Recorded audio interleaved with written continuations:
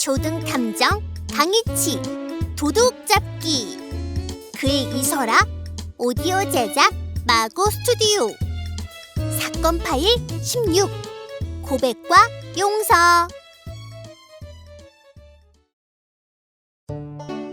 안녕 친구들, 잘 지냈니?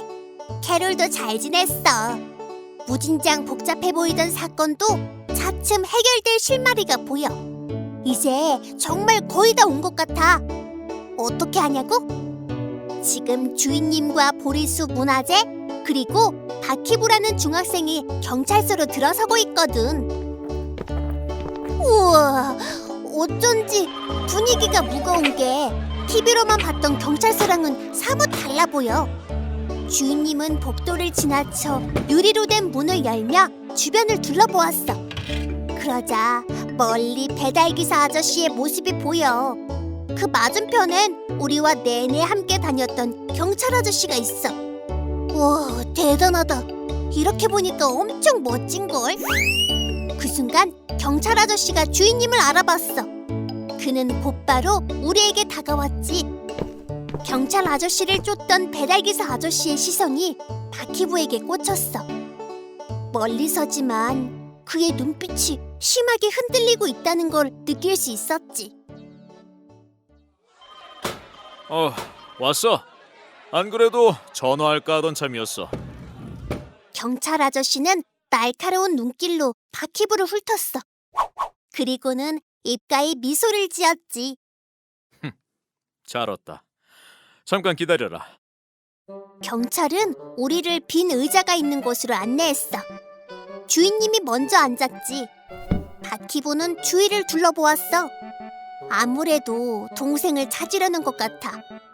하지만 희성이의 모습은 보이지 않았어. 우리는 긴박하게 돌아가는 분위기 속에서 조용히 차례를 기다렸어. 문화재는 두 눈을 빛내며 경찰서 이곳저곳을 뚫어지게 쳐다보았어. 그런데 보리수, 왜 경찰복을 입고 있는 사람들이 별로 없을까? 경찰이라고 해서 꼭 경찰복을 입고 있는 건 아니야. 보리수를 대신해 주인님이 대답했어. 잠시 후 경찰 아저씨가 우리 쪽으로 다가왔어.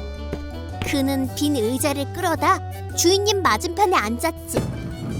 그리고는 주인님과 바키부를 동시에 바라보았어. 배달기사가 모든 범죄를 자백했어. 하지만 말이야, 아무리 봐도 14번째 범행은 석연치 않아. 그렇겠죠. 그건 제가 한 거니까요. 주인님이 미처 말을 끝내기도 전에 희부가 말했어. 한 사건에 2명의 자백이라. 배달기사 아저씨가 뭐래요? 무조건 자기가 한 거래. 그렇지만 아저씨는 핸드폰을 훔칠 만한 이유가 없잖아요. 그게 말이야, 그동안 훔쳤던 물건들도 스피커나 인형, 화장품 등 죄다 쓸모없는 것들이었잖아. 그래서 핸드폰도 쓸데없는데 훔쳤다, 뭐 이렇게 주장하고 있어. 제가 가서 말할게요. 핸드폰을 훔친 건 저예요. 네 말이 맞는다 한들 우리 입장에서는 한쪽 의견만 믿을 순 없거든. 결국 둘 다 조사를 해봐야 해. 하지만 지금으로선 저 도둑의 말이 더 신빙성이 있지. 저래봬도 연수의 좀도둑이잖아. 사건 당시 학교에 없었던 것도 아니고. 아, 그거라면 충분히 뒤집을 수 있어요. 그래? 어쩐지 너한테 물으면 뭔가 해답이 나올 것 같았단 말이지. 그래서 뭐야? 빨리 얘기해줘. 궁금해. 경찰 아저씨가 주인님을 보며 보챘어. 궁금한 건 어지간히도 못 견디나 봐. 그런 경찰 아저씨의 모습이 꼭 우리 주인님을 보는 것 같기도 해. 범행 시간이 완전히 달라요. 배달기사 아저씨가 해성초등학교로 배달을 놓은 건 12시 30분이에요. 그땐 교실이 비지 않았어요. 그렇기 때문에 범행 자체가 불가능했죠.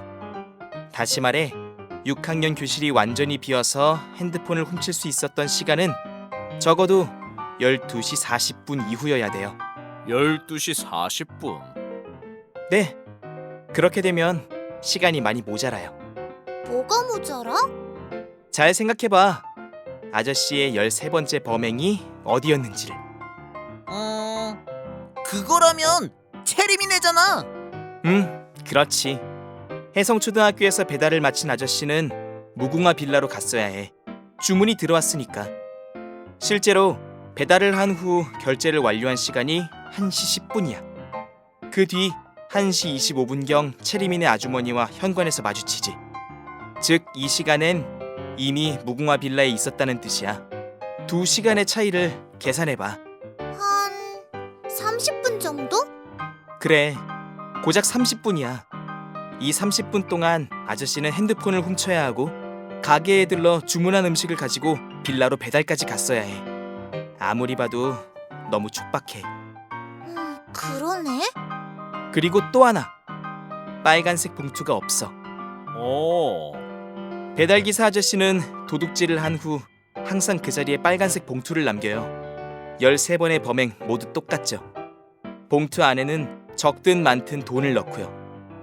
이런 일련의 행위는 배달기사 아저씨에게 있어서 하나의 규칙과도 같은 거예요. 그런데 그 규칙을 14번째 돼서 깨뜨렸다고요?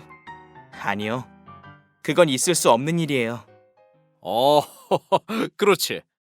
경찰 삼촌! 그런데 궁금한 게 있어요. 왜 돈을 두고 갔대요? 언제나 첫 번째가 중요하지. 첫 번째 범행 당시 미안한 마음이 들어서 조금의 돈을 놓고 왔대. 그런데 그 집에서 신고를 하지 않은 거야. 돈 때문일 수도 있고 사라진 물건이 소소한 거라 그럴 수도 있고.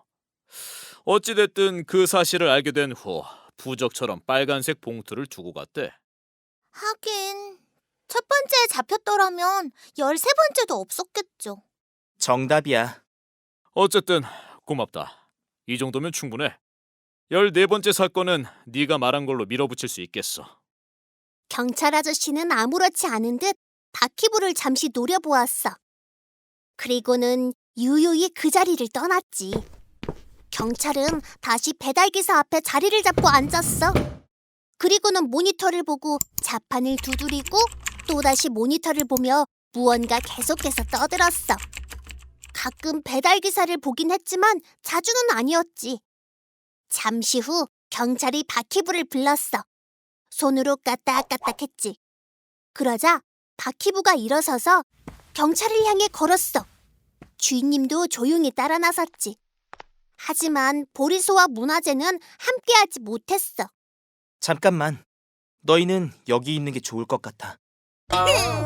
나도 가까이 가고 싶었는데.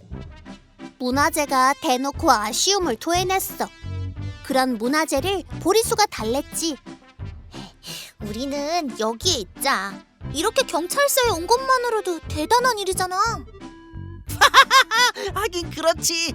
드디어 해성초등학교 탐정 동아리가 경찰서까지 오게 됐어. 목소리 좀 낮춰.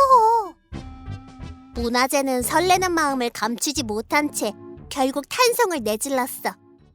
잠시 어른들의 시선이 문화재에게 꽂혔지. 그 사이 주인님은 경찰 아저씨가 부른 곳까지 가까이 다가갔어.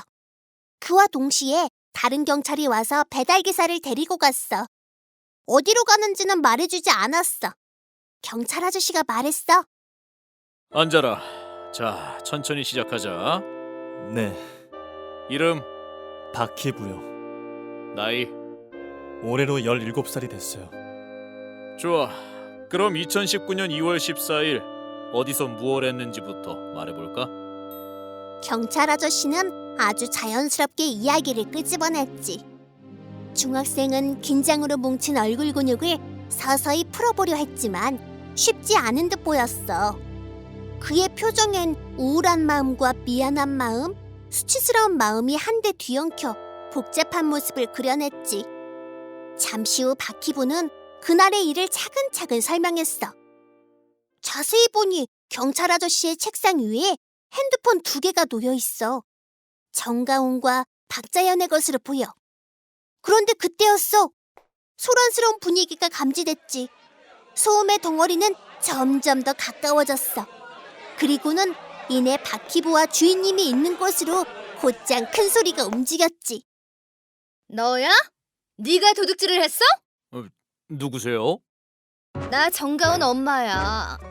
오늘 학교에서 우리 아들이 핸드폰을 잃어버렸다고 하던데 알고 봤더니 그게 네가 훔친 거였어?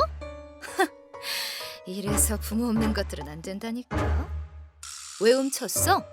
네 동생을 괴롭힌다 어쩐다 하면서 나한테 사과하라고 할 땐 언제고 결국 하는 짓이 도둑질이야? 으아, 다짜고짜 따지고 들다니 정말 무서운 사람이야. 아줌마는 인상을 팍팍 쓰면서 눈앞에 있는 우리를 잡아먹을 것 마냥 소리를 꽥꽥 질렀어. 빨간색 립스틱 사이로 침이 튀어나올 정도로 고래고래 말이야. 이를 어쩌지? 바퀴부의 어깨가 점점 심하게 떨리고 있어. 핸드폰을 훔친 건 정말 잘못한 일이지만 저 아줌마도 참 너무하는 것 같아. 그런데 그때였어. 조사하던 경찰 아저씨의 눈빛이 완전히 돌변했어. 뭐랄까? 매섭게 빛나는 게 꼭 한 마리의 표범 같았어. 아, 정가온 학생의 보호자 되시는군요. 네, 저예요. 제가 가온이 엄마예요. 어쨌거나 전 이 녀석을 용서할 수 없어요. 고소장 주세요. 이런 아이들은 법의 쓴맛을 봐야 정신 차리죠. 고소하시려면 하셔야죠. 경찰 아저씨는 자신의 책상 서랍을 열며 몇 장의 종이를 꺼내들었어. 그리고는 아무렇지 않은 듯 덧붙여 말했지. 뭐 고소장 하나 쓰고 고소장 하나 받는 것도 나쁘지 않겠네요. 네? 무슨 소리예요? 말하자면 길지만 대개 아드님의 폰이 두 사건과 연루가 돼서요. 어쨌든 저희는 조사를 해봐야 하거든요. 그랬더니 핸드폰 안에 어마어마한 게 들어있던데 아셨어요? 무슨... 경찰의 말에 사납던 아줌마의 태도가 순식간에 돌변했어. 뭐지? 갑자기? 지금 무슨 말씀을 하시는 거예요? 물론 여기 앉아있는 박희부라는 아이가 정가온의 핸드폰을 훔쳤습니다. 지금 스스로 자백하는 중이고요. 그런데 말이죠. 정가온과 박자현, 이혜준 이렇게 세 명이 상습적으로 박희부의 동생 박희성을 괴롭혔다는 증거가 고스란히 핸드폰에 담겨져 있어요. 이거 아셨냐고요? 그거 말씀이시구나. 그건 그냥 짓궂은 장난이었다고 했어요. 잘 해결된 거예요. 우리 아들 핸드폰에 뭐가 있는지는 모르겠지만 그 희성이라는 아이가 단순히 노는 거였다고 말했어요. 희성이는 노는 거였다고 했지만 우리 쪽에서도 섭섭지 않게 사과를 했었죠. 뭐 우리가 사과를 했다고 잘못을 인정한 건 아니잖아요? 거짓말. 사과 같은 거 하지 않았잖아요. 뭐? 됐고요. 증거가 꽤 세요. 보실래요? 그때 경찰 아저씨가 책상 위에 놓인 핸드폰 하나를 집어들었어. 그리고는 몇 번의 조작 끝에 화면 하나를 띄웠지. 경찰은 아주머니 얼굴 앞에 정면으로 내밀었어.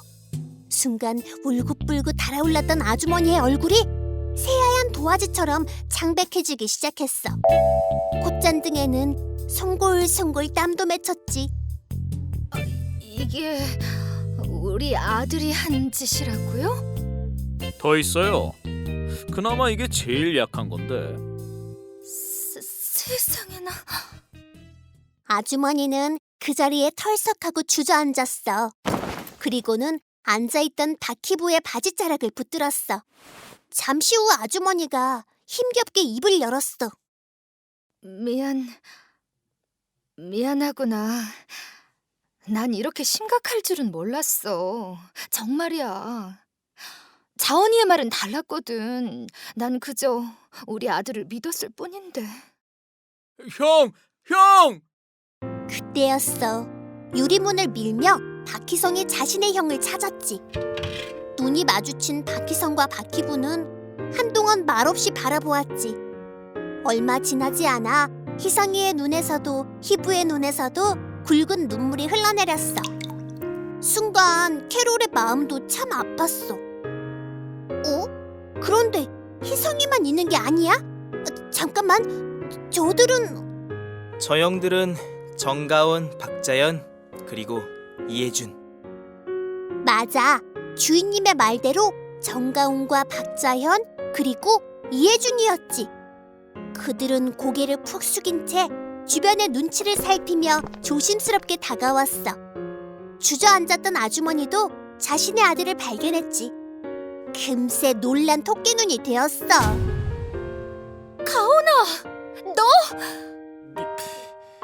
미안해요. 그리고 죄송해요, 엄마. 나도 미안해요. 희성이가 괴롭다는 건 알았지만 장난을 멈출 수가 없었어요. 지금도 장난이라고 말하는 거야? 아니, 우리가 괴롭힌 거야. 우리가 잘못한 거야. 그래, 맞아. 미안해. 그건 그렇고 너희는 어떻게 왔어? 줄줄이 소시지처럼 말이야. 갑자기 등장해서 깜짝 놀랐잖아. 제가 데리고 왔어요. 그보다 우리 형 감옥에 가야 해요? 뭐? 형까지 없으면 전 아무도 없어요. 제발 감옥에 보내지 말아주세요. 그래서 네가 쟤들을 찾아가 부탁이라도 했다는 거야? 네. 쟤들이 절 괴롭힌 건 맞지만 형이 핸드폰을 훔친 것도 사실이잖아요. 용서해달라고 말하려고 갔어요. 다른 사람한테 물어보니까 쟤들이 용서해주면 감옥에 안 가도 된다고 해서요. 뭐라고?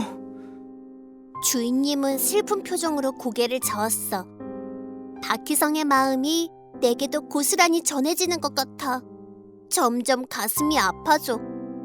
그때 경찰 아저씨가 아줌마와 정가온, 박자현, 이혜준을 보며 쓴소리를 내뱉었어. 다들 보고 좀 배워. 상대방이 착하다고 그걸 이용하거나 그 사람을 함부로 대할 권리는 아무에게도 없는 거야. 적어도 너희들처럼 다른 사람 고통에 웃음이나 짓는 못된 사람들에겐 더더욱이나 말이야. 우와, 속이 다 후련하다. 물론 박희부의 행동도 잘한 건 아니야. 하지만 그 이전에 지속적인 폭력과 괴롭힘이 없었더라면 희부도 그런 행동을 했을까? 그나저나 앞으로 어떻게 마무리가 될까? 핸드폰을 훔친 박희부는 감옥에 가게 될까? 또 박희성을 내내 괴롭혀왔던 저 3명은 어떻게 되는 걸까? 이 이야기는 다음 시간에 마저 들려줄게. 친구들 안녕!